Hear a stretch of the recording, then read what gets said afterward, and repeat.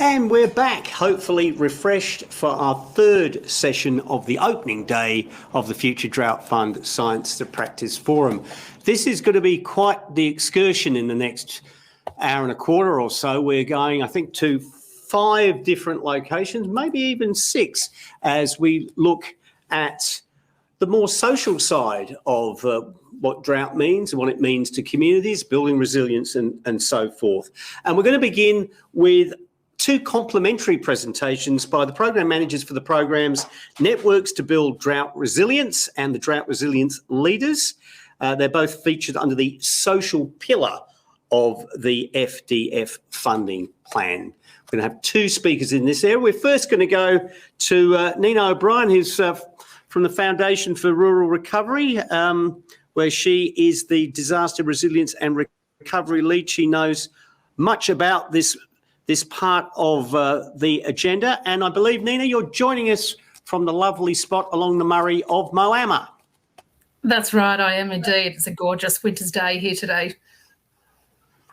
Well, let us commence your presentation. Over to you. And thanks. And look, thanks for sticking with this. I know you've had a long day of presentations today, but has it just been fantastic to see the strong mention of building of social capital and communities as we've moved through the presentations today. So my name is Nina O'Brien. I'm the Disaster Recovery and Resilience Lead here at FRRR, or the Foundation for Rural and Regional Renewal. And we are mid-flight in delivering the Networks to Build Drought Resilience program.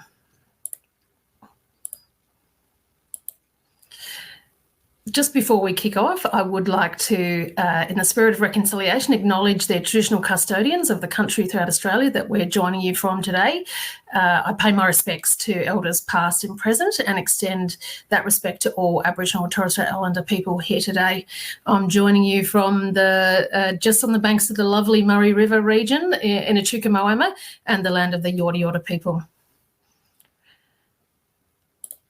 So just a little bit about FRRR before we get talking about the actual program itself, because it does provide some context in terms of our approach and how we're implementing the program.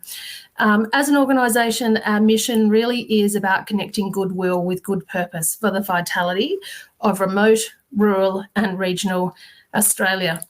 We are a registered charity. We're established way back in 2000 to stimulate and support rural and regional renewal across Australia, with a really strong partnership from philanthropy, government and business. We have an incredibly strong and stated national resilience agenda that's led from remote, rural and regional Australia. We do this by investing in the power of people to drive prosperity. We understand that locational context is central to achieving equitable access to opportunity for rural, regional and remote communities. And we also recognise that climate change and natural disasters are the biggest threat to the sustainability and viability of rural, regional, and remote Australia, and that we strongly believe that solutions are held in the local knowledge and intersection between people and place. We deliver support that's far more than just money. We grant and develop, so we work alongside not-for-profit community-based organisations to implement local solutions to local problems. We leverage and broker, so we utilise our unique tax status for the good of not-for-profit organisations to assist them to fundraise, where we accept funds on their behalf for an agreed purpose. And through the extensive granting that we undertake, we develop an incredibly deep insight that we're able to share with stakeholders across Australia, because it provides such an accurate snapshot of how rural, regional, and remote Australia are travelling. We have had a fairly busy year, so just to give you a quick snapshot of the work that we've undertaken, to give you a context of the volume, we've delivered over 800 grants. We've invested over $16 million to the not-for-profit sector across Australia. This is delivered across 420 postcodes, and as you can see, disaster recovery and resilience focus work is over half of what we do. We deliver a broad range of programs across our people, place and disaster resilience and climate solutions portfolios, like I mentioned. And you can see within the disaster resilience and climate solutions is where the Future Drought Fund's Networks to Build Drought Resilience program is strongly positioned. So drought is not a new story for us at FRRR. We have a 20-year history of supporting communities to manage the impacts of drought. Throughout that time, we have established a dedicated program known as the Tackling Tough Times Together program that was established around 6 years ago in partnership with the Tim Fairfax Family Foundation. And then that has been scaled nationally some years ago with the support of the Australian government when the drought really took hold across Australia, and we were able to use that structure to deliver support quickly to community-based organisations. So throughout that time, we've delivered over $16 million to activate 600 community-led projects across rural, regional and remote Australia. And so that's really allowed grassroots community organisations to define what they see as being practical and useful in responding and managing drought. And so as we come to the natural conclusion of that program, and with the mostly national recovery from drought, it now positions us really well to move into brokering conversations and positioning ourselves to move into the drought preparedness frame with communities while still focusing on the building of social connection. So the Networks to Build Drought Resilience program is a $4.5 million program. That's one of the 8 national initiatives. We are working alongside and working closely with the Australian Rural Leadership Foundation that Philippa will chat to you about in a moment. And it's one of the 8 that's really important initiatives. It is also one of many national initiatives that we deliver in the climate change space. The program is essentially designed to strengthen resourcefulness, adaptability and capacity to thrive. And it's designed to support a broad range of initiatives that directly and clearly benefit local communities. So as a key point of distinctions, not for individuals, not for for-profit entities, designed at a grassroots community level. So we've heard lots of references to social capital today, and I have to say from our point of view, that's incredibly pleasing. Social capital and the building of social capital as an organisation is, incredibly important, and in our stock and trade in terms of what we do at FRRR. The Future Drought Fund Monitoring, Evaluation and Learning Framework, which is a great document that's helped us really define and structure and design this grant funding program, defines it as one of 7 capitals that resilience resources are grouped into. And so while we primarily deliver on the social capital, we also recognise that this support will build capacity across human capital, physical capital and community as well, and recognise its strong relatedness to financial, natural and institutional capitals. We strongly work within a capitals framework at FRRR. We also reference other frameworks in the disaster recovery space, so the RECAP recovery principles, which is largely a variation on the capitals framework theme. So there's a variety of philosophies that we reference in that regard. So while theory is really important, I guess in contrast to that theory, the work of FRRR is strongly informed by the experience of communities that are impacted across the climate spectrum on a daily basis. Just last year alone, we spoke on the phone to community members over 3,500 times, and this feedback critically informs the way we understand community needs and how we respond, understand the impact of where our investment goes firsthand, and elevates the voice of regional communities to the national stage. And lastly, and I think importantly, our staff, myself included, have a lived experience of working, living and volunteering in drought-impacted regional communities. So when we talk about strengthening social capital, it's not just a theoretical concept for us. Just a few notes on working respectfully with communities before we moved into talking about the program itself. We recognise that resilience is a continuum, and regional communities are made up of inherently resilient people already. And we believe this support through the program activates opportunities to build upon what exists locally, and also in some instances provides a chance to challenge accepted thought as well. We also recognise that drought is one of many challenges that regional communities are facing at the moment. And so we take that, while this program is certainly focused on drought, we take that multi-climate hazard approach into our work. We also recognise that time frame and scale to make an impact are really important with communities, particularly in the context of as we move through the COVID recovery process as well. We recognise that this takes time and that importantly, we're really focused on practical outcomes. So a quick snapshot of how the program works. We have a range of support, 3.37 million coming from the Australian government. This is also partnered with $1.125 million worth of support from private and corporate donors. That will result in a pool of $4.5 million that will be invested in grassroots community organisations across Australia. We estimate this will result in 96 community projects across Australia that will be defined under 4 opportunity types that are reflected in the program guidelines: capacity building, events, training opportunities, and small-scale infrastructure projects. So as I mentioned, the grant program is live at the moment. We close our first round on Monday, and we're really looking forward to seeing a broad range of community-led, locally driven responses to building drought resilience.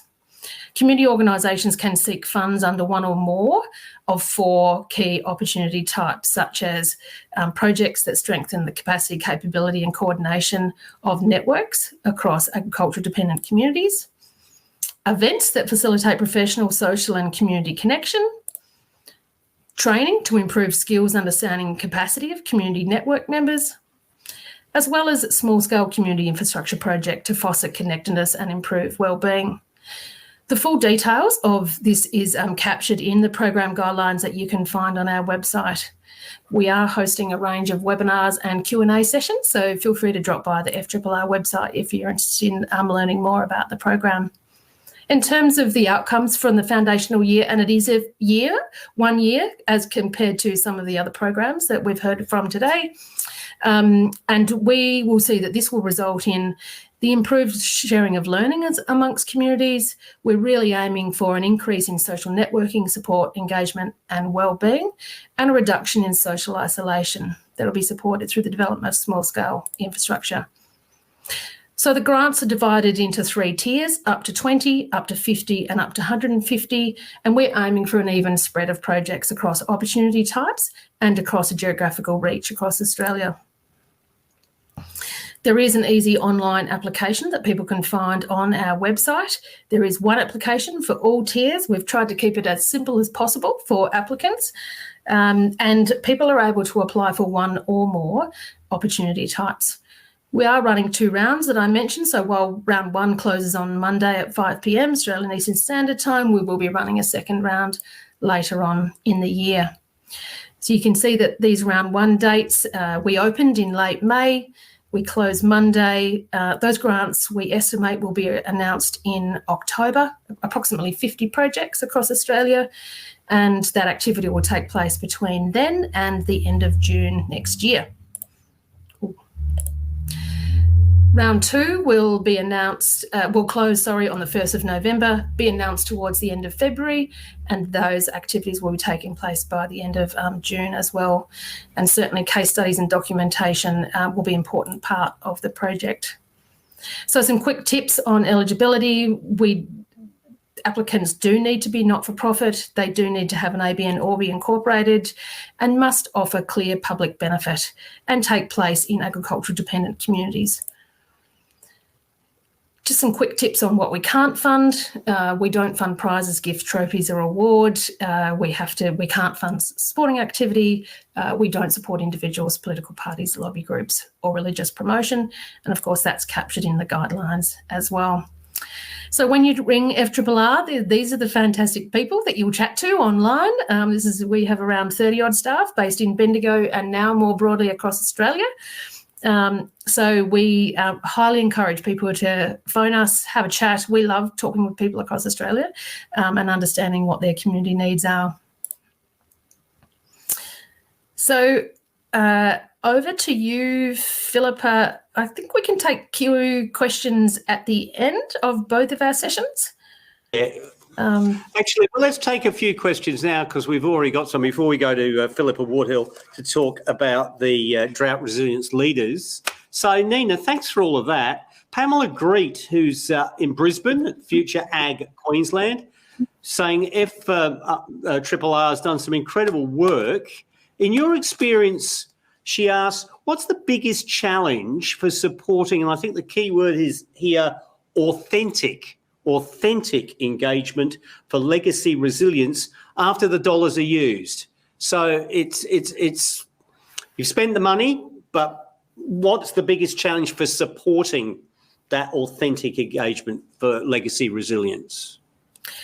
Well, I think what we like to support as an organisation, I guess it comes back to that question of the capitals framework. So it's not just about supporting infrastructure. It's not just about supporting people to undertake activities. If you build people's capacity in the short term, they're able to respond to challenges in the long term.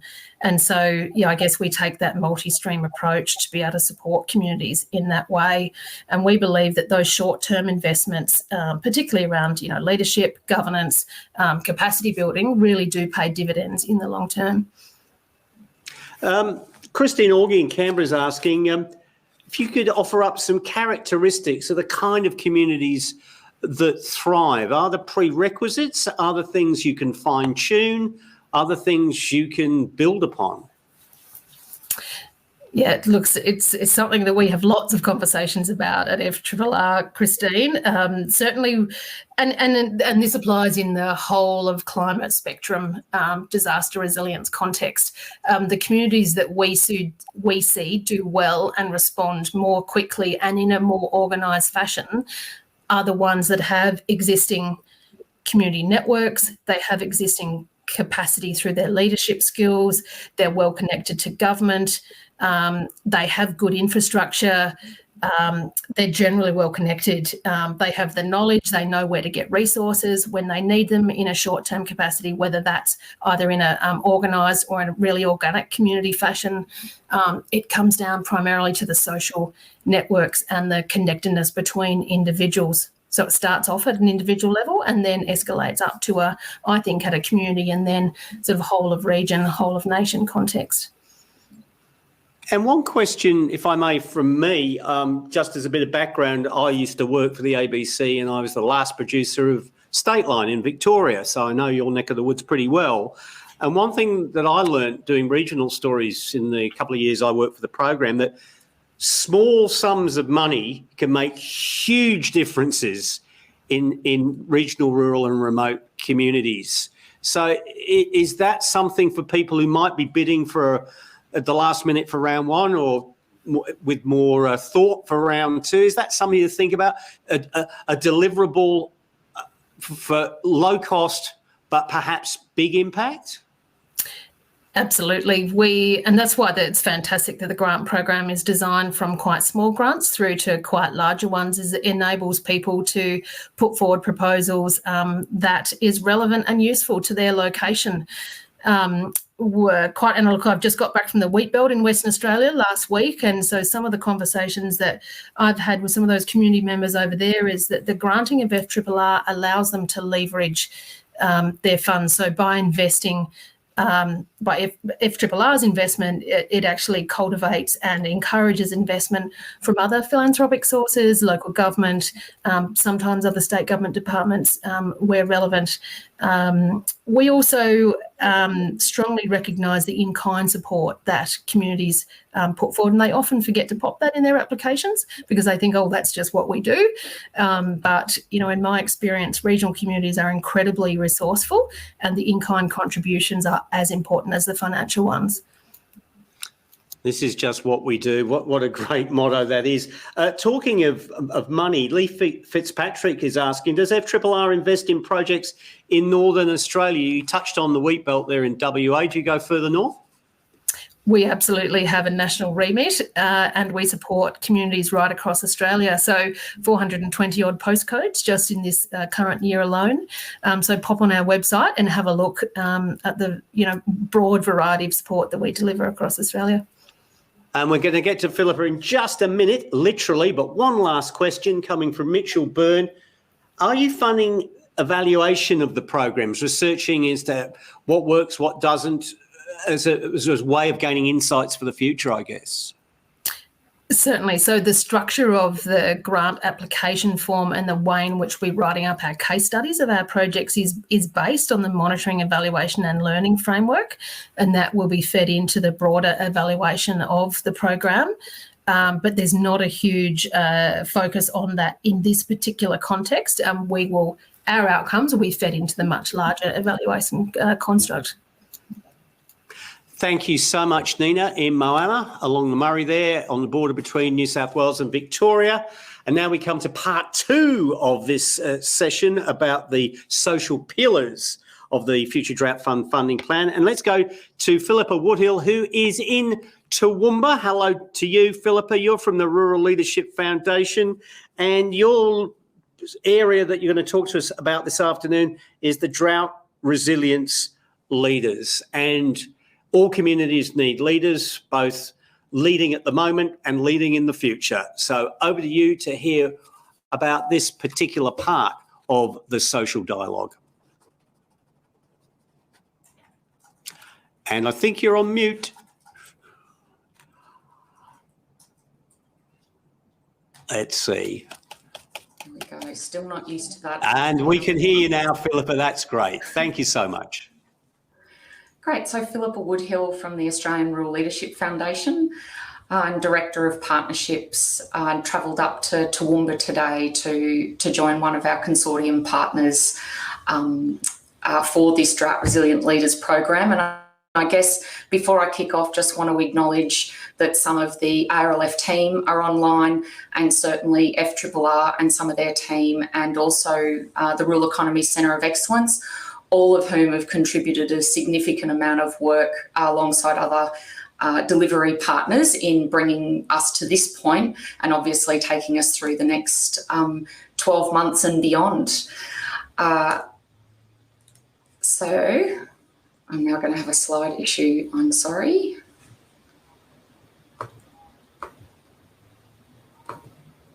I don't seem to be able to move my slide. Click on the screen. Yay, sorry about that. So really just wanting to touch on the idea that the Drought Resilient Leaders program is the ARLF taking a lead in what is a significant collaboration to bring drought preparedness and resilience for agricultural communities. So on the screen there, you'll see a number of the organisations in which we're working with. The Rural Economy Centre of Excellence, based out of the University of Queensland, but a consortium in their own right of universities. The Foundation for Rural Regional Renewal, bringing expertise around granting, but also their on-grounding community experience. Further with the University of Southern Queensland is the Centre of Applied Climate Science, and you've heard a little bit from them today as they're heavily involved in the hub here in Toowoomba. The Australian Resilience Centre, and building on the work of Paul Ryan and some of the work that he's been doing in resilience, both at an individual, community, broader than regional and national level, the National Farmers Federation and Charles Sturt University. So for us in bringing this program together, and certainly very much in line with the mission of the Australian Rural Leadership Foundation, is developing and investing in the social capital that we have out in our regions, recognising the extraordinary talent, wisdom and energy that exists there, and building on that so that they can further become a network that has the courage and the capacity to influence on the stages and on the platforms and within their local communities and at the dinner tables that they need to ensure that we have a prosperous rural, regional and remote Australia. I would say that all of our partners share in this vision, and versions of it are reflected throughout each organisation's own missions, and together certainly strengthen what we're trying to do. And so for us, sitting within the social pillar of the FDF plan, the idea that we invest in people and their ability to lead, inspire and navigate change is absolutely essential. And I think one of the unique elements of this funding stream is the focus on agricultural dependent communities, and obviously then the value that other sectors and people within those communities make to ensure a region's resilience. So yes, agriculture is at the centre of what we're doing, and certainly often at the centre of drought preparedness and future resilience. And for us, it's also about recognising that in these communities, the health, the education, the infrastructure, the connectivity and the full ecosystem is critical and an absolute essential element of the program as we go forward. And so for us within the program, there are 4 elements and whilst the delivery elements are 3, we very much see that we're working towards networked leadership. And so, yes, we're creating and generating and providing some tools and a process by which people can engage with the program and more broadly with the FDF initiatives. And ultimately that alumni network of people that participate in this program are the network for the FDF plan. And so that network is going to be incredibly important in bringing to life not just the work of individuals within their own community, but also the intention being that they can help bring to life the work that each of you are doing. And I'll go into some of the detail in that. And I guess really importantly that it's inclusive, collaborative and community-led, and that we're recognising that climate science, the regional ecosystems and also the social capital that already exists there and the significant investment that's been made in and with and for communities is something that we're wanting to value add to. So collaboration takes time, collaboration can be difficult, but the rewards are significant, and we're certainly working with every intention to add value to the existing initiatives that are there, and recognising the ecosystems and the wisdom and energy that's well and truly alive in our communities. And so just a little bit about the Rural Leadership Foundation's approach and our particular, the leadership practices that we believe underpin everything that we do, and will be reflected not just in the leadership program component, but also in the mentoring program. And for us, these practices are not mutually exclusive, and different roles require different levels of them at different stages in your career and where you're choosing to contribute your leadership. And I'd also say that none of us end up experts at any of them. It's something that we continually need to craft, adapt, evolve and respond in the situations that we find ourselves in. So just briefly, affiliation, we really see that the leadership, it's really important that leaders are open to the affiliation and the opportunities that can bring. The diversity to problem solving is important. That adaptation is obviously important and well spoken about today, but that multiple perspectives are important in adaptation, and that mobilising others to act through this, through the adaptation is critical. That authenticity is important, walking the talk, being able to demonstrate some courageous values that exist beyond the self, and certainly we would be looking to engage with people that are ultimately in it for something more than their own gain. Action's obviously critical for leadership, and that ability to take on some courage to influence and mobilise multiple networks of people at once. Awareness, the ability to understand oneself and the drivers, as well as then understanding the drivers of others, is just as important. And finally, advocacy, championing the commitment. And I know that this is something that all of you have done incredibly well, even just in sharing with us today the initiatives and the work that you've been doing to date.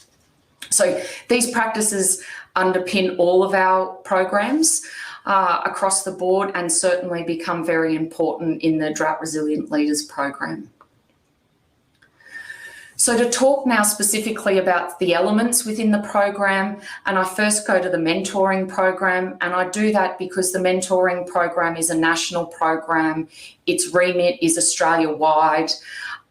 It's the farmers will be the mentees, so it's directly in line with with the importance of supporting those before the farm gate, and those supporting those to be able to deliver now and into the future. This is for the young and for the old, those that are willing to say, I need help, I want to learn, I want to develop, and I want to extend my ability to contribute to my region. And we'll be providing support to both mentees and mentors throughout that. The mentors don't need to be farmers, although we do see the importance and place high value on farmer-to-farmer support. But we also know that some farmers, those that are the mentees, are also putting their hand up for external support or other skill sets that might be really important. What important part of that mentoring program is our partnership with the National Farmers Federation. We actually are working, there's a full-time staff member working closely with us to be able to deliver this program. And for us, this was really important in terms of making sure that the target audience, those farmers putting their hand up to be mentees, are aligned in the initiatives that already exist and what's available, and drawing on the extensive networks and the work already being done by the Farmers Federation. So just quickly, Ollie's actually a graduate of a shared partnership that we had with the National Farmers Federation. He was an emerging leader. He's an ARLF alumni and also participated in a mentoring program. Some of you may have seen him with the Minister announcing some of the work of the Drought Resilient Leaders program last week. And really, Ollie was partnered with a mentor who happens to be an ARLF alumni from across the other side of the country. And I know that engagement continues and was of incredible benefit, not just to Ollie, but also to his mentor, Tim, who continues to talk about the value that he drew and what he was able to learn from his mentee through that time. So I think for us, the philosophical underpinning of both parties being in it to learn and develop and challenge each other is really, really important. One of the things with the mentoring program that we're also anticipating being able to do is draw on the significant investment in leadership already being made around the country by our industries, and bringing to life some of those alumni who have already participated in a number of leadership programs, and where they may be able to step up and be mentors, or actually seeking further support and keen to be a mentee.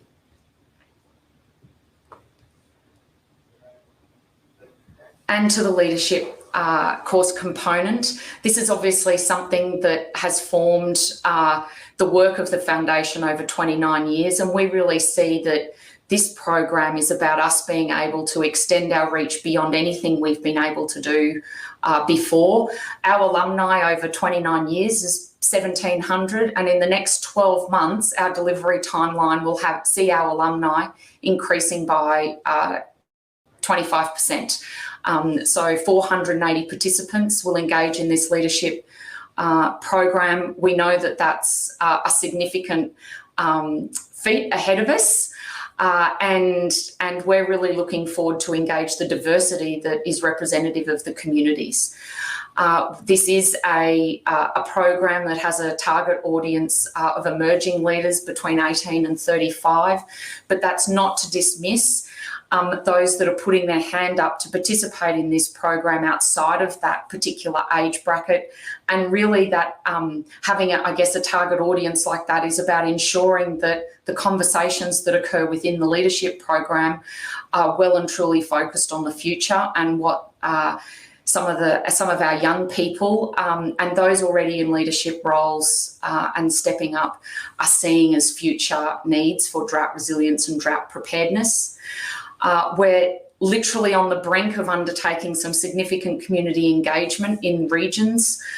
And to give you a sense of the regions that have been selected through a criteria matrix that landed us with, more than 15 regions, and we had the difficult task of needing to agree on 12, and that's really been done on some key criteria, as well as ensuring that we're value adding to the initiatives that exist, and also that the program's got national reach. So for us, having a program and a presence and being able to support the communities of Northern Territory through to Queensland, WA, and obviously down to Tasmania and everything in between has been critically important. Our two pilot regions, the Goulburn Valley in Victoria, and Paul Ryan is already undertaking engagement down there in the Goulburn Valley, and really excited to be working with him and bringing forward some of the work that he's been doing for a long time and linking it to the value leadership can play in the work of resilience and resilient regions. And then very different community, very different needs, very different adaptations required, and the skill sets needed, and will be up in central West Queensland as well, and working closely with RECO to ensure that it aligns with existing programs and initiatives and the networks that are there as well. Not to mention the other 10 regions who are following really close behind, and whilst we are calling the first two regions pilot, we'll be learning on the run and quickly delivering in the subsequent regions as well. One thing to note in those regions is we do note that the demographic of those regions is different. We do note the contribution of young people is different in those regions, and so our engagement up front will help support that, and really looking for people to also opt into the regions in which they see themselves connecting to and contributing to that resilience. It's not bound by existing LGAs or electorates or other borders. That will be work done in region as we go. So just quickly to give you a sense of the program, it is face-to-face. We know from 29 years of experience that online will never replace the value of face-to-face when you're talking about building relationships and networks, and really looking forward to being able to deliver that, COVID pending and around all the other complexities that we're each managing. And I guess this is a wonderful opportunity to really just touch on the fact that the community extension grants form really part of the leadership program, and I'll talk a little bit more about that shortly. But all participants on the leadership program have access to apply for a grant, of which they're $4,000 grants granted to individuals to take on an initiative for their region in extending the learning that occurred in the program. So really just a quick snapshot. This doesn't do the 8 days of programming nor the work that's gone into it justice as well, but just to give you a really quick snapshot of the work that is going into the delivery, and there's obviously more information available on our website. And so through the program, the participants will be introduced to the community extension grants. This is really about taking their program out into their region and changing the conversations that are occurring. Those initiatives will be driven by the participants, and they do have the opportunity to align with each other and collectively come up with initiatives so that their $4,000 can be amplified to $16,000, an initiative that would be suitable for that region. And partnering with FRRR to deliver a quality grants program in the best interests of those regions and the individuals participating. So getting to the nuts and bolts and some call to action for each of you. We are on the brink of advertising and opening up our call for applications within the mentoring program, within the pilot regions for the courses. The community extension grants will follow through within the leadership programs, and obviously by Christmas welcoming new alumni into our midst. Further information and dates are quickly becoming available for us. Dates for the subsequent regions will become available as we extend that community engagement and ensure that the dates that we're delivering on programs align to seasons and the needs of the region. And finally, this network is your network, and a network's only actually as good as the people that contribute to it and the people that draw from it. So really encourage engaging with us, in particular if you've seen that regions are aligning with the hubs, and if you know people in your regions or initiatives where that mentoring program can add value and build on good work already happening. We're committed to working as a collective and look forward to working with each of you. The committee certainly said that they saw the social pillar, both the networks program and the leaders program, acting as the glue for a number of these FDF initiatives, and the glue, we need to learn how to use that glue. So it's as much about investing in the inputs as it is about us continuing to draw from and seek the energy and wisdom of the network. And that's it. Thank you.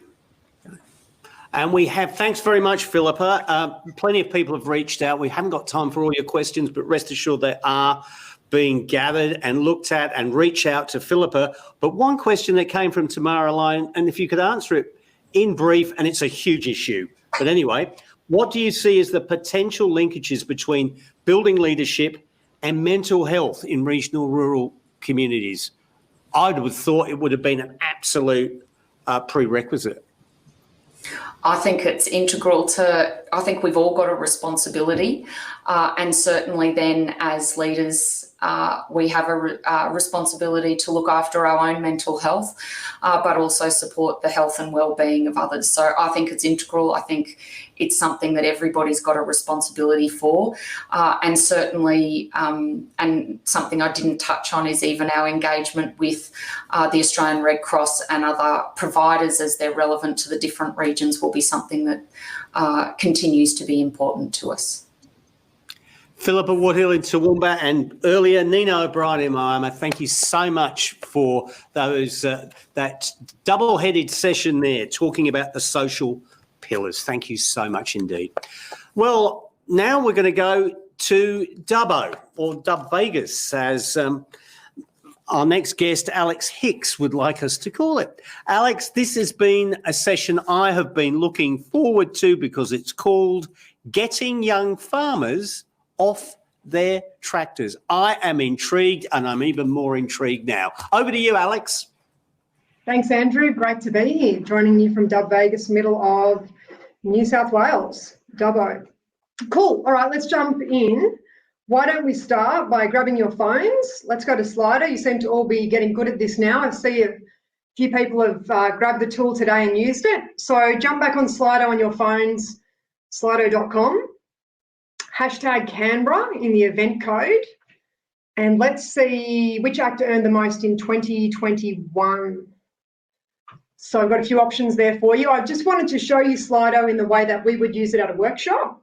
So we have an event happening, perhaps a business or a finance event, and we will get this tool going in front of the audience. Even though they're sitting right there, we'll say grab your phones, let's put some votes in. So if you can just choose one of those options, we'll see the answers coming through now. There might be a bit of a delay between you and me, given how far you might be across Australia. So we'll grab some results in there, and I can show you the top right-hand corner shows us the number of people that are responding. So there is a bit of a delay from you to me. So we've tried this in all sorts of different setups in terms of you can share this through Facebook, you can do this in Zoom. There's lots of different ways you can integrate Slido.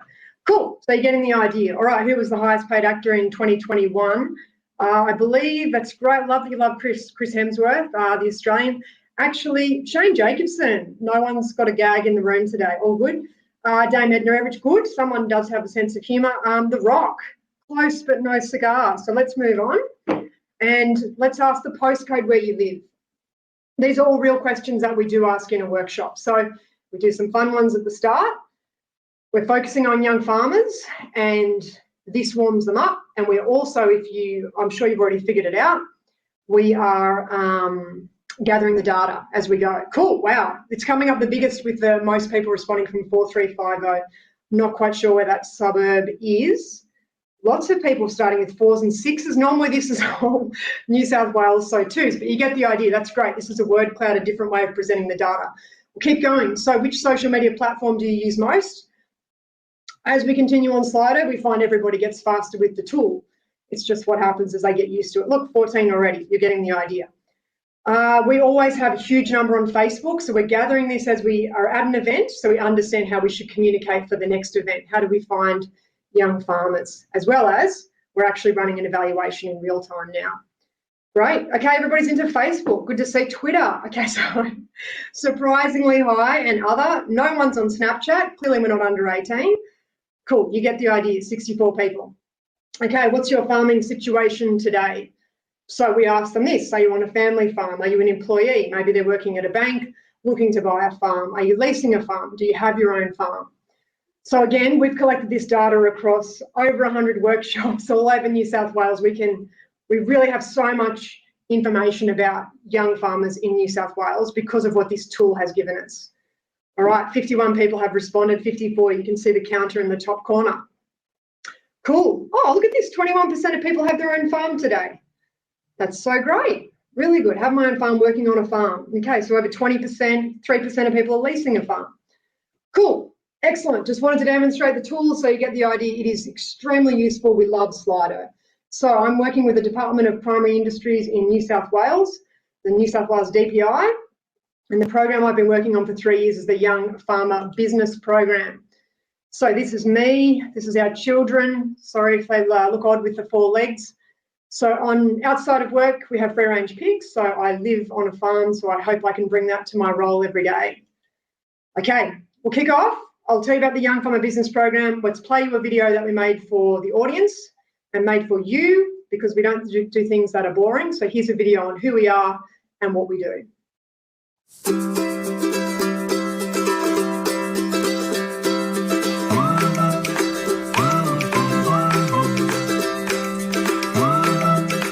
So in 2017, we funded a program focused on helping young farmers and fishers in New South Wales, helping them with the business side of farming and fishing. All the stuff in the office, not the stuff in the paddock, because running a farm or a boat is much more than being in the great outdoors. It's a business. Enter the Young Farmer Business Program, here to deliver business training and resources to young farmers and fishers in New South Wales. All run by the New South Wales Department of Primary Industries. That'd be us. We've travelled all over New South Wales, from Broken Hill to Bega, Balranald to Byron Bay. We've run 144 events, hitting a total of 5,197 people. Off the back of this success, we created the first ever Young Farmer Business Program conference, where more than 300 people showed and listened to people talk about business. And the proof is in the pudding. It's definitely put us in the right direction, giving us the tools that we need to head down the track we want to go down. It's been tops. I think it's a no-brainer. From what we've taken out of it over the last 12 months, it's turned our business around. Like, we might have been going in this direction, but we've just gone, well, there's so much more that we can know, learn and find out and improve on in our journey. Working on our business a lot more. You've just got to do it, because you've got to invest in yourself. And we love working with groups like New South Wales Farmers, Future Farmers Network and ASC NextGen, because we're here to help them too. Working together with partners that share our values means we get bigger impact than if we did it alone. And how do we find our young farmers and fishers? How do we keep in touch? Right here in their pocket, through Facebook, Instagram, Twitter and YouTube. We play where they play. In fact, our social media has reached over 1.7 million people. We do everything in our program, from workshops to coaching, to podcasts, to useful templates they can download and use in their business. And how do we know we're making a difference? Because we measure it. At every event, we get the audience to use their phones and tell us the good, the bad, and the ugly. And they do. We know that 84% form new networks at our events, 71% increase their business knowledge and skills, and 75% increase their belief in their capacity to make good business decisions. Then we ask our young farmers and fishers, what can we do to improve? What can we change? Then we listen, we make changes, and we keep going. So yep, we think we're kinda onto something. This program is building stronger primary industries.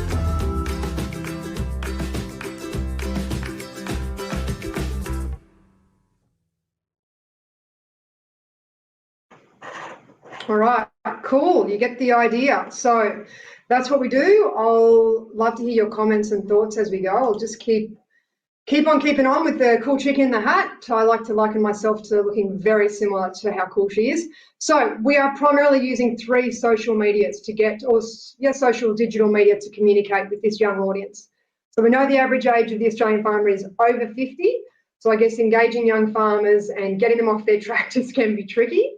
And I think, like all farmers, young farmers do love being in the paddock, not in the office, and our focus has entirely been on the office. So I hope today that I can share with you some ways that might reduce you putting your efforts into communicating perhaps in the wrong ways with young farmers. I want to help you maintain the interest in the programs that you're all delivering through the Future Drought Fund.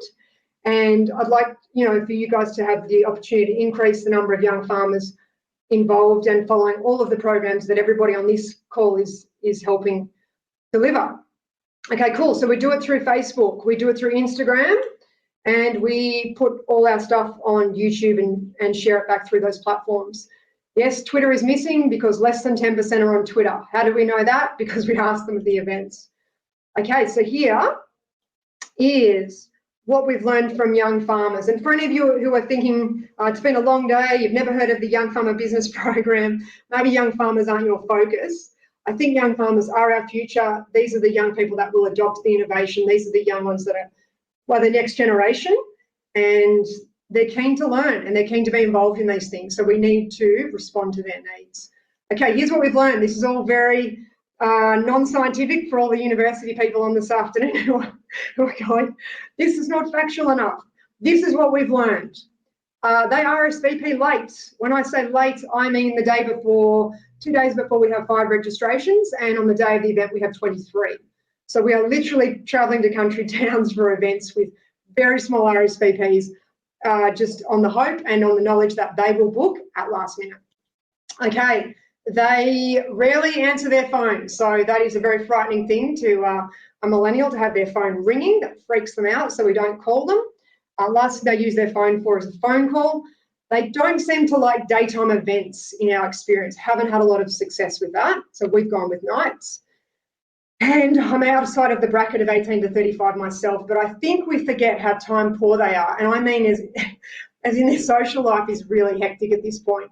They're going to weddings, they're going to engagements, they're going to play sport on weekends, they've got rugby, they've got touch football during the week. They have a big social calendar, so it's easy to forget, if we're not that age. All right, here's what else we've learned about them. We've learned they're very shy. So this whole perception of the person that loves the selfie, outgoing, it's not the country audience or the regional audience we've experienced. They're very shy. They will share data, like you've seen through Slido, anonymously. So they are happy to share as long as no one knows who they are. They will pay for training. We've put costs on some of our events and workshops, and they have paid for it. So if they see value, they will do it. We have asked them when we've had low numbers, texted everybody and said, could you please bring a mate for tomorrow night? We don't have a high number of registrations at this point, and we have found the audience will increase the numbers by sharing it with their friends. As you would know, they love social media. Absolutely. All right, short and sharp, Andrew. That was it. I just thought the video really captured it, that little animation we had made. So I wanted to open up to questions because, like I've said, this is really about the focus on the audience. Like, it hasn't been about us, hasn't been about what suits me or what time we'd like to run a workshop or what day of the week. We're entirely focused on the audience's needs. They choose the day, they choose the time. It's very much customer centric. So if you have questions, I'll pass back to Andrew, who can see more than I can. Yeah, the clock is working against us. But Alex, can I ask you one question from my end as someone who isn't in the age bracket of 18 to 35 by a long short? How do you see the young farming community interacting with the older members of that community? Is that a challenge in of itself?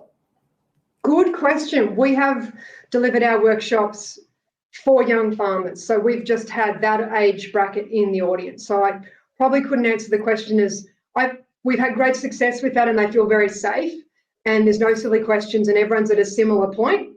So I think that's made it a very good learning environment for them. Sorry, I can't really talk about the other brackets. There are no silly questions. Where can people reach out to you? Have you got a Twitter handle? Totally. I feel like I should say, find us on social media, Young Farmer Business Program. So Facebook, Instagram, you can send me a direct message, be very modern, or I'll be in the chat after this as well. Excellent. Alex from Dubbo, you have brought a breath of afternoon breeze to proceedings. Thank you so much. And by the way, for those of you asking, the rock in the poll is the rock, the person, not the rock placed near Wagga Wagga. Okay. Alex, thank you so much. Right. We're motoring along, and the next person we're going to hear from is Dr. Raylene Ward from the School of Nursing at the University of South Queensland. She's in Toowoomba, and she's going to share her project's knowledge about the impact of drought on First Nations people and communities regarding culture, social networks and environment. We've already heard of how the hubs are looking at making sure that First Nations people are integral to the work they are doing. So, Raylene, good afternoon to you. Thank you for joining us. And go ahead and tell us what you think we should be told. Okay. All right, thank you very much. As you mentioned, my name's Raylene Ward. I'm a senior lecturer in the School of Nursing and Midwifery at the University of Southern Queensland. So you'll be able to see at the bottom of my first slide that I'm associated with Southern Queensland, Northern New South Wales Drought Resilient Hub. So I'm not a scientist and I'm not an agriculturalist, but I do come from a Indigenous health and wellbeing background, you know, talking and doing research around mental health and suicide. So I'll start my presentation. So thank you for the welcome to country today. I'd like to also acknowledge the traditional owners of the lands where I sit today, pay my respects to our people who have passed, who continue to guide us culturally and spiritually, overseeing our journeys and struggles, and to those who continue to be present with us each and every day. And most importantly, acknowledge our young people who are our leaders today and in the future, and who will continue to carry our legacy of our people in this country. So just a little bit about who I am and where I'm from. So on this slide, you'll see that I've made reference to Kunya and Kuma people from southwest Queensland. So Kunya is on my grandfather's side. So he's a Kunya man, traditional owner of Cunnamulla and some surrounding areas in southwest Queensland. My grandmother, she's a Kuma woman, and she's also originating from southwest Queensland. They're no longer with us today, but they certainly have a legacy that I and many of my family members continue to carry with us in the work that we do. So the images you see there on that slide, the animal down the bottom is the bilby, so that's my grandfather's totem, and the red-bellied black snake is my grandmother's totem. So she was very instrumental in southwest Queensland to publish a book called Machamunda, and that was about documenting all the traditional owner groups in the southwest. So with that information, you know, I carry a lot of that knowledge and teachings passed down from her to myself and what I do today. So the United Nations Declaration on the Rights of Indigenous People refers to Indigenous people as a communities of peoples sharing intergenerational ancestry and cultural aspects with original occupants of ancestral lands in a specific region of the world, and recognises the need for respective peoples to have autonomy in defining themselves as Indigenous. At least 370 million people globally identify as Indigenous and manage and or have tenure rights over at least a quarter of the world's land surface. There are over an estimated 4,000 different languages spoken by Indigenous people, reflecting the diverse cultures, the worldviews, ways of knowing, and environments in which Indigenous people live. Across cultures, Indigenous people often share deep social, cultural, and spiritual ties to their lands. There are differences between how Indigenous people and policymakers interpret the Western scientific terms for climate change and adaptation. In a study by Nursery Bray in 2019, they report that they could not find any group that had a specific equivalent term to climate change in their own language. Rather, the terms such as weather, climate, seasons, and related concepts were being described in multiple ways and also in multiple languages. For that reason, effective engagement with Indigenous people about climate change and adaptation in relation to their country requires us to become acquainted with their local language terms that collectively describes how we know climate change and what that means.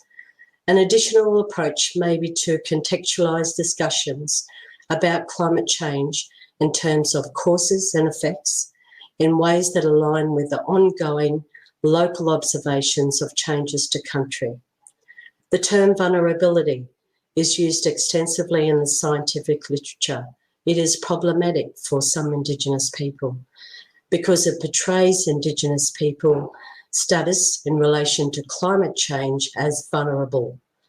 Indigenous people do not feel this is a valuable depiction of their vulnerability themselves, rather than others who appropriate resources from Indigenous people to take care of them as such. And the word vulnerability is perceived as undermining for some people. The term resilience expresses a positive attribute about Indigenous culture and creates a dominant discourse about Indigenous people and that we are resilient.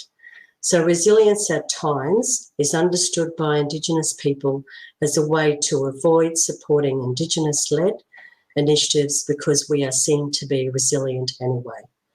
The term adaptation is understood in different ways. From a Western perspective, adaptation is a natural, autonomous process, what species do to respond to change. Yet it is asserted in the climate change literature as a way of understanding how society responds to climate impacts.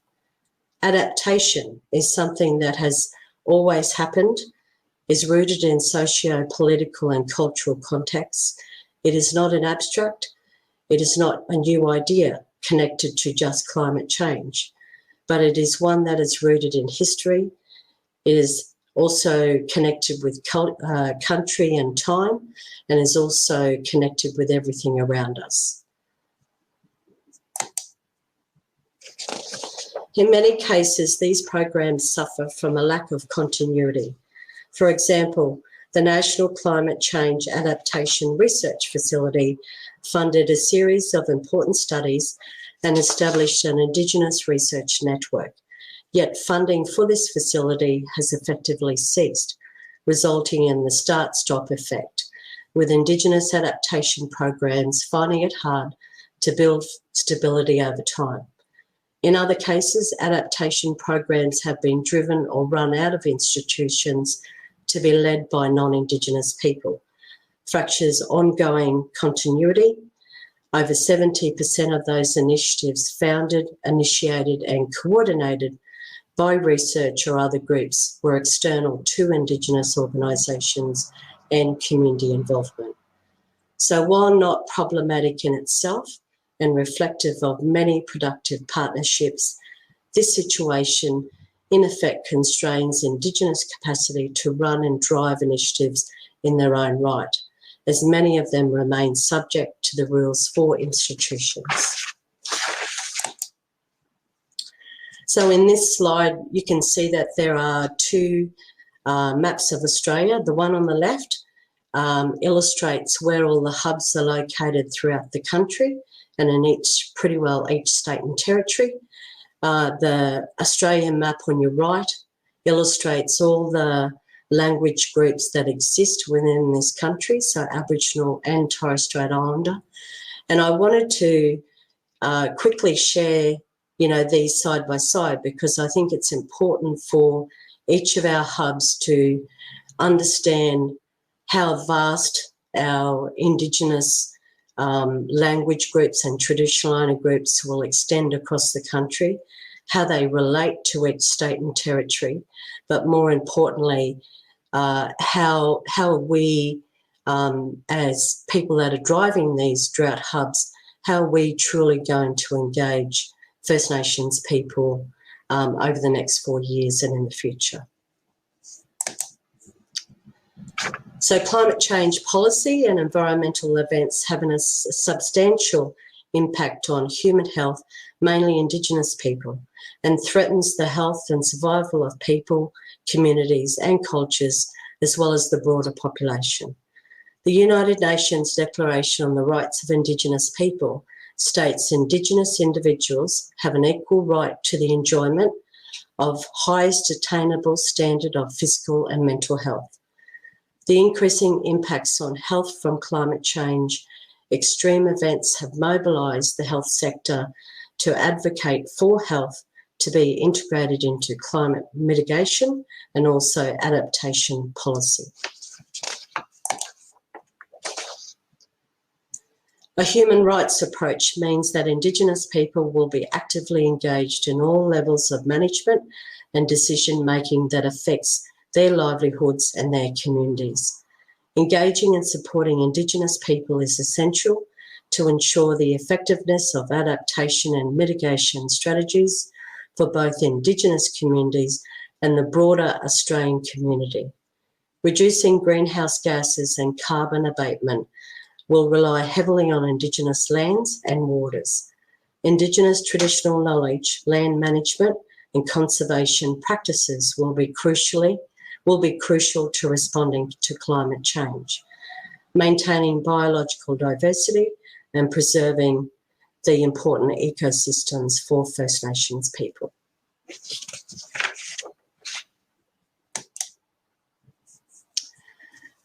This slide here speaks to the protection of intellectual and cultural knowledge of Aboriginal Torres Strait Islander people or First Nations people as we're talking in this context.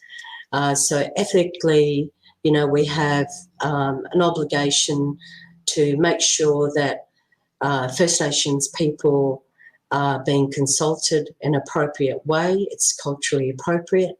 We're also making sure that they understand the information that we're providing to them. They are seeking free, prior and informed consent at all times. We're making sure that we're ethically doing the right thing by our First Nations people, but we're also doing that as part of, being ethically competent in everything that we do, particularly in relation to this hub.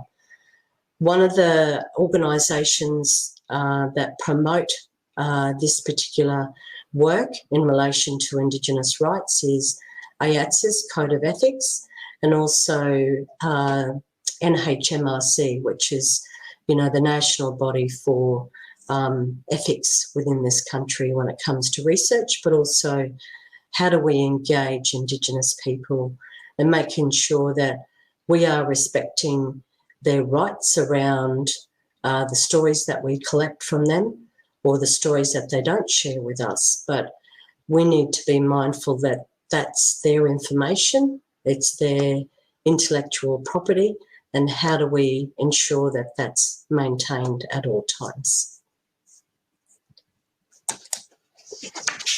So I'm not sure how I'm going for time, but this is my last slide. So just in summing up everything that I've spoken about, so keeping in mind that, Indigenous people have always adapted to climate change, and long before, us presenting about this topic, us talking about it in the government, within many communities. So they've seen climate change happen, for thousands and thousands of years before our time. We must consider the language that we use and what that means to Indigenous people when we go to engage them regarding whatever topic we're hoping to engage them in. But we have to be mindful that the language and the meaning will more than likely mean something different to them, as I've already illustrated. Adaptation, as I said, they've always adapted to climate change. Holistic notion is, everything that connects to our land, our country, our health, our well-being, how we feel, how we eat, how we engage. Everything is holistic in the nature of First Nations Indigenous people. We must remember that one size will not fit all. There are diverse groups all over this entire country, and we can't be seen to apply one particular strategy and expect that to work. We need to properly engage our traditional owner groups and make sure that they're also supportive of that particular strategy going forward. The knowledge and the context in which we're working with these communities and traditional owner groups. We talk about place-based and co-design, that is, being able to engage and consult is part of that co-design with our First Nations people. Making sure that we adequately resource First Nations groups, in this process. Encourage community participation, utilise the current governance structures that are already there. If they're working, let's utilise them, through the work that we want to do with the hubs. Reinforcing free, prior, informed consent, intellectual cultural property. So I think that's pretty well it. Sorry, I'm just trying to find where I'm at with my slides. But thank you very much. And any questions? Thanks very much, Raylene. Yes, we've just got time for a couple of questions. Justin Murray in Canberra asked what could be called the $64 million question. What are the best ways to incorporate Indigenous cultural intellectual property into hub activities to make sure they're there? Okay, so I guess in relation to that question, that's, that is a question that we're always being asked. We're always mindful of making sure that through our engagement process that we're being mindful of that. But even just in relation to the research that we undertake, it may not be relating to drought, but if we're, proposing a research project around mental health, we still have to address those particular questions around how are you going to be sensitive with Indigenous people? How are you going to make sure that, the stories that you collect are not going to be used for the benefit of, a university or a research organisation without the proper permission of, that traditional owner group whom you have engaged. So, I think it's, it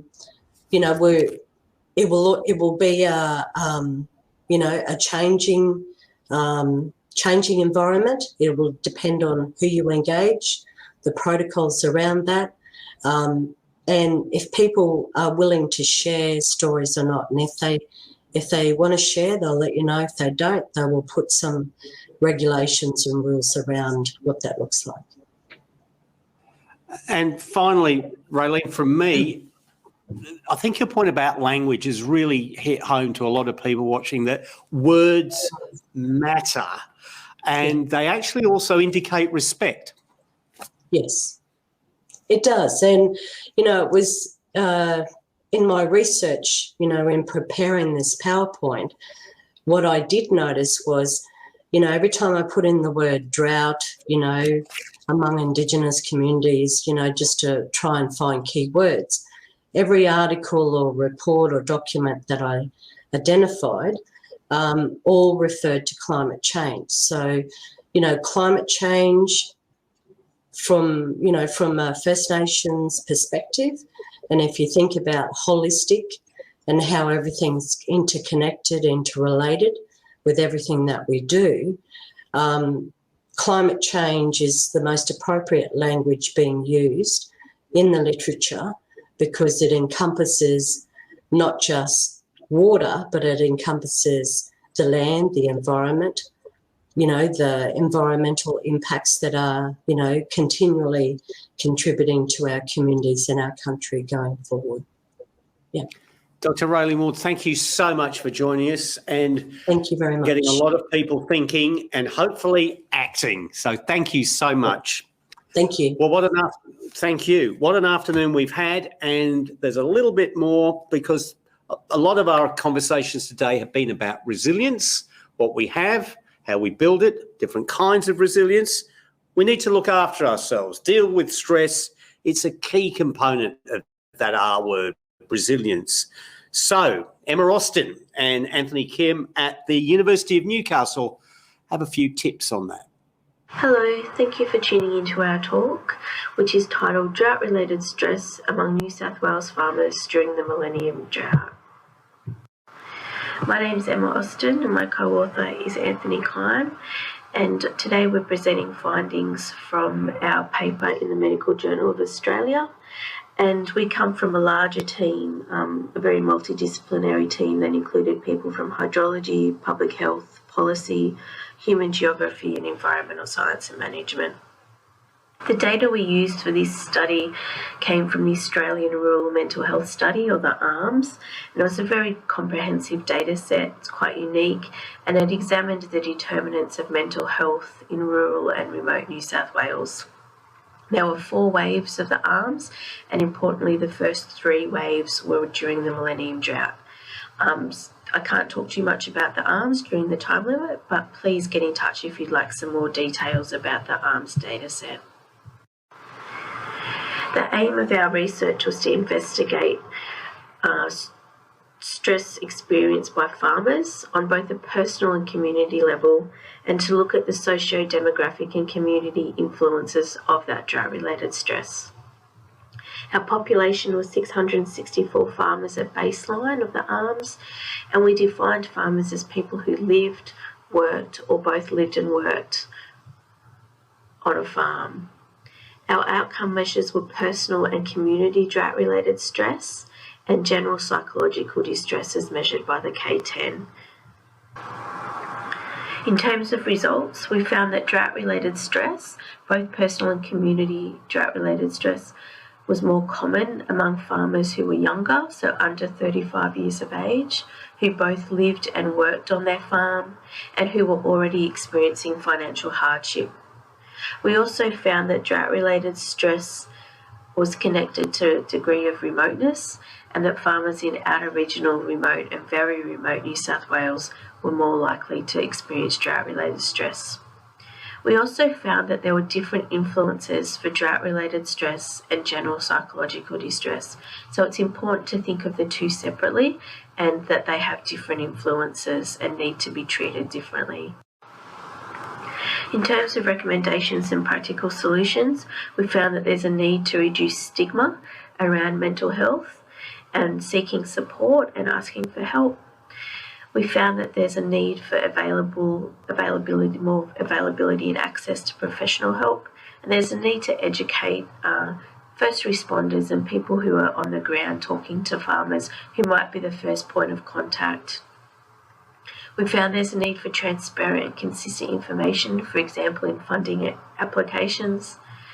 And it's really important to create opportunities and sustain those opportunities for social networks. We found that there was a demand for reasonably priced and reliable internet access, and that there was support for maintaining programs such as the Rural Adversity Mental Health Program, or RAMP, and its coordinators across New South Wales. Importantly, we found that there's a need to account for the fact that drought stress persists after the end of the drought. Why this matters. Our research can contribute to increasing resilience and improving adaptation to future drought. It provides evidence and justification to target support to vulnerable groups who are in most need. Our research has implications from clinical practice to community to infrastructure, policy, education and outreach.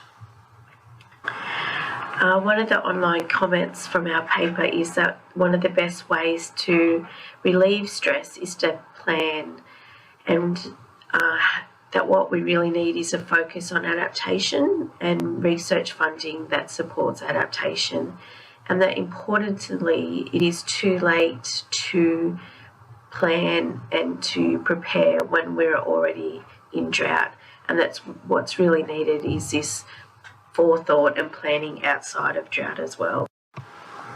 If you'd like to get in contact, here's our contact details. Thank you.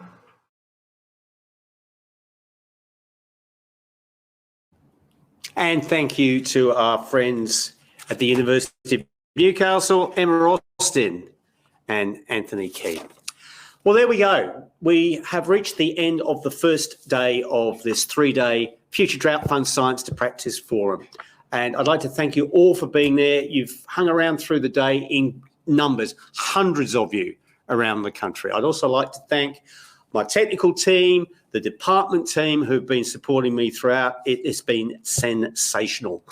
We haven't got to all the questions, but we have taken note of them. And if you would like to directly address the Future Drought Fund team, there is an email address, fdfhubs@awe.gov.au, but there will be plenty of opportunity for further questions between now and Thursday afternoon. Tomorrow, we're going to the hubs again, to Tasmania, Southwest WA, Northern WA and the Northern Territory. We also have a major panel session in the middle of the day where we'll be asking the question, what does drought resilience actually look like? And there'll be a Q&A, and I'm really looking forward to that. We've been from Cairns to Canberra, from Merredin to Moama, and many other places besides. I hope you've found this first day as enjoyable, as informative, and as interesting as I have to admit, as a layperson, I have. It's been my pleasure to be with you. I'll be back bright and early. For some of you in the West, it'll be 8 o'clock when we restart tomorrow, 9:30 Central Time, 10 o'clock Eastern for day 2 of FDF Science to Practice Forum. From Canberra, have a very good evening.